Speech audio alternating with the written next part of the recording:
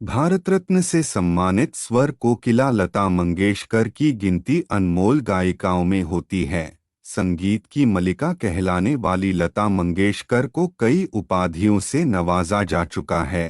भारत रत्न से सम्मानित स्वर कोकिला लता मंगेशकर की गिनती अनमोल गायिकाओं में होती है। संगीत की मलिका कहलाने वाली लता मंगेशकर को कई उपाधियों से नवाजा जा चुका है। लता मंगेशकर का नाम सुनते ही हम सभी के कानों में मधुर सी आवाज गूंजने लगती है।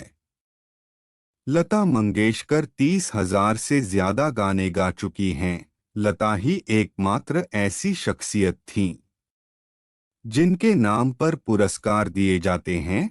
हम आपको बताने जा रहे हैं लता मंगेशकर की ऐसी बातें जो बहुत कम लोग जानते हैं। क्या आप जानते हैं लता मंगेशकर का पहला नाम क्या था? लता मंगेशकर का जन्म 28 सितंबर 1929 को एक मध्यम वर्गीय मराठा परिवार में हुआ। उनके पिता पंडित दीनानाथ मंगेशकर थिएटर एक्टर और सिंगर थे।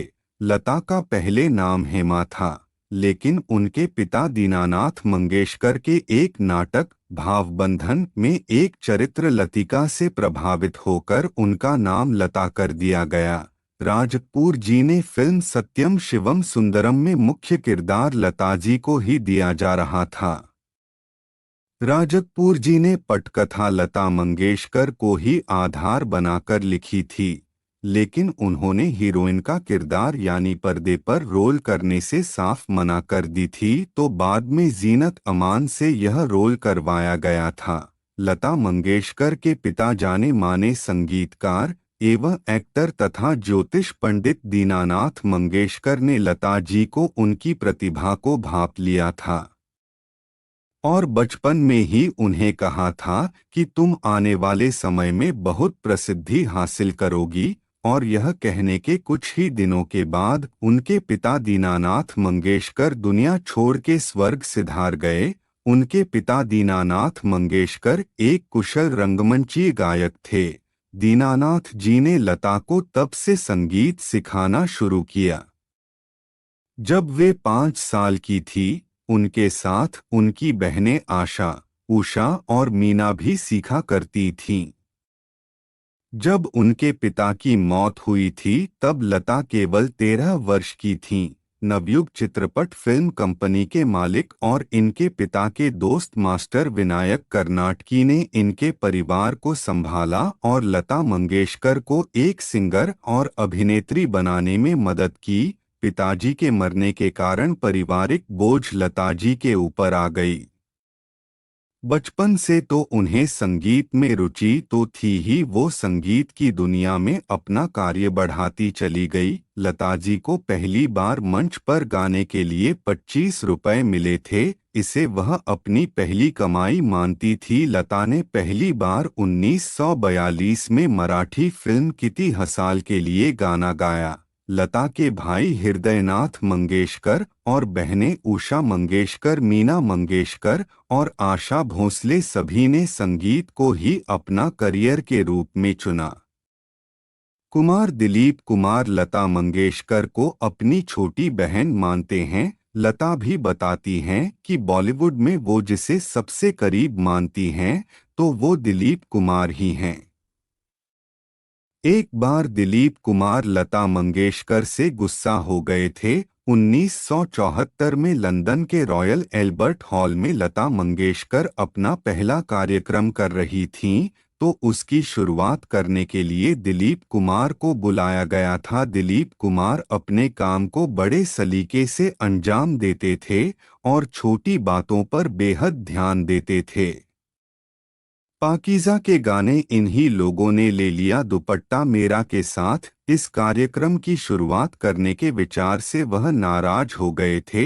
यह गाना आप क्यों गाना चाहती हैं, जबकि इसके बोल उतने शाइस्ता नहीं हैं। इस पर लता ने दिलीप कुमार को समझाने की कोशिश भी कि यह गाना लोकप्रिय है और लोग सुनना चाहेंगे, लेकिन दिलीप इससे सहमत नहीं हुए और गुस्सा हो गए थे।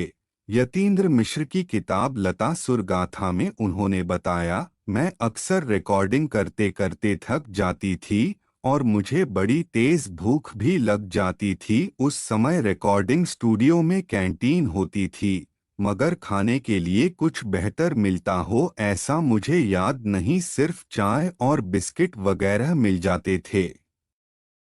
और एक दो कप चाय या ऐसे ही दो चार बिस्किटों पर पूरा दिन निकल जाता था। कई बार तो सिर्फ पानी पीते हुए ही दिन बीता और यह ध्यान ही नहीं रहा कि कैंटीन जाकर मुझे चाय भी पी लेनी चाहिए। हमेशा यह बात दिमाग में घूमती थी कि किसी तरह बस मुझे अपने परिवार को देखना है। गायकी में करियर सफलता की राह कभी भी आसान नहीं होती है। लता जी को भी अपना स्थान बनाने में बहुत कठिनाइयों का सामना करना पड़ा। कई संगीतकारों ने तो आपको शुरू शुरू में पतली आवाज के कारण काम देने से साफ मना कर दिया था। उस समय की प्रसिद्ध पार्श्व गायिका नूरजहां के साथ लता जी की तुलना की जाती थी। लेकिन धीरे धीरे अपनी लगन और प्रतिभा के बल पर आपको काम मिलने लगा। लता जी की अद्भुत कामयाबी ने लता जी को फिल्मी जगत की सबसे मजबूत महिला बना दिया था। उन्हें लोग प्यार से लता दीदी कहकर संबोधित करते थे। अपनी लगन और मेहनत के बल पे बहुत शोहरत हासिल की थी। उन्होंने तो फिल्मों में अपनी आवाज के जादू से फिल्मों की लोकप्रियता में चार चांद लगा दिए थे। और फिल्म जगत एवं संगीत की दुनिया में उन्होंने अपना नाम अमर कर ली थी। उन्होंने भारत रत्न जैसे अनेकों पुरस्कारों से सम्मानित किए गए। जानकारी थोड़ी सी भी अच्छी लगी हो तो चैनल को सब्सक्राइब करना बिल्कुल मत भूलिएगा। चलिए फिर मिलते हैं अगली इंफॉर्मेटिव वीडियो में, तब तक के लिए जय हिंद, वंदे मातरम।